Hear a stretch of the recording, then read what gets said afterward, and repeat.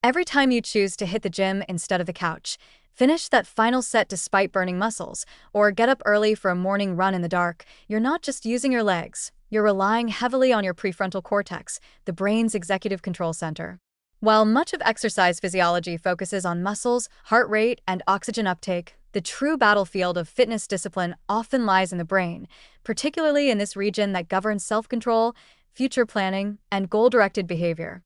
Simply put, if willpower has a home, it's here. The prefrontal cortex, PFC, is the part of the brain responsible for what psychologists call executive function, a suite of mental skills that includes attention regulation, impulse control, working memory, and the ability to prioritize long-term rewards over short-term comfort.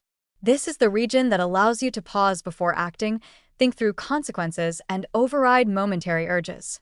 And in the context of exercise, it plays a pivotal role in every decision to endure, initiate, or sustain physical effort, especially when motivation is low or fatigue is high. Consider impulse control.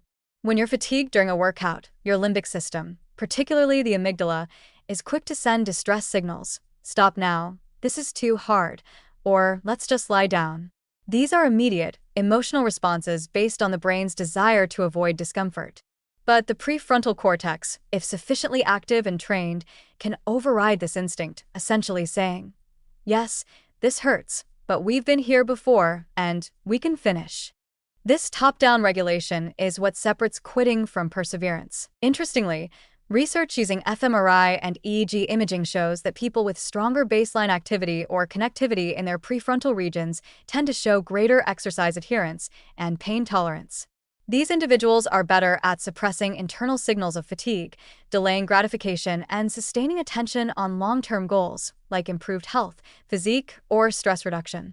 In contrast, when the prefrontal cortex is underactive, whether due to stress, poor sleep, or chronic fatigue, people are more likely to skip workouts or bail early during challenging sets. The PFC also plays a critical role in future planning, one of the defining features of human cognition. When you lay out a weekly workout schedule, anticipate obstacles, or visualize the satisfaction of completing a session, you're engaging this part of the brain. It allows you to simulate future outcomes, weigh the value of action versus inaction, and make calculated decisions that serve your long-term identity rather than short-term ease. This is more than theory. Athletes who actively rehearse their training plans or visualize performance outcomes tend to have more consistent routines and better mental resilience. But the PFC is not limitless. Like a muscle, it fatigues. After a long day of decision-making or emotional stress, its ability to regulate behavior diminishes, a phenomenon known as ego depletion. That's why it's often harder to summon the willpower to exercise at night after a demanding workday. Fortunately, just like other muscles, the prefrontal cortex can be trained. Practices like mindfulness meditation, structured goal setting, and even regular exercise itself have been shown to increase PFC activity and gray matter density, improving self-control across all domains, not just fitness. What makes this especially encouraging is the bidirectional relationship between exercise and prefrontal function. While the PFC helps you exercise also helps your PFC aerobic and resistance training increase blood flow to the brain, reduce inflammation, and enhance neuroplasticity, especially in the prefrontal cortex. Over time, this leads to better emotional regulation, clearer thinking, and stronger decision-making in both workouts and life.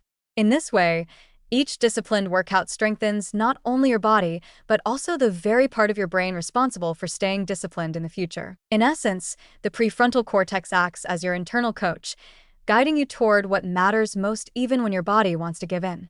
It enables you to frame discomfort as purposeful, to see effort as an investment, and to consistently act in alignment with your goals, even when conditions aren't ideal. So the next time you override the urge to quit halfway through a run or choose to follow through with your workout instead of scrolling aimlessly, know that you're flexing more than muscle.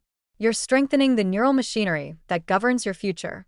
You're exercising willpower at the biological level, and the part of you that makes thoughtful, values-driven decisions is getting stronger, rep by rep.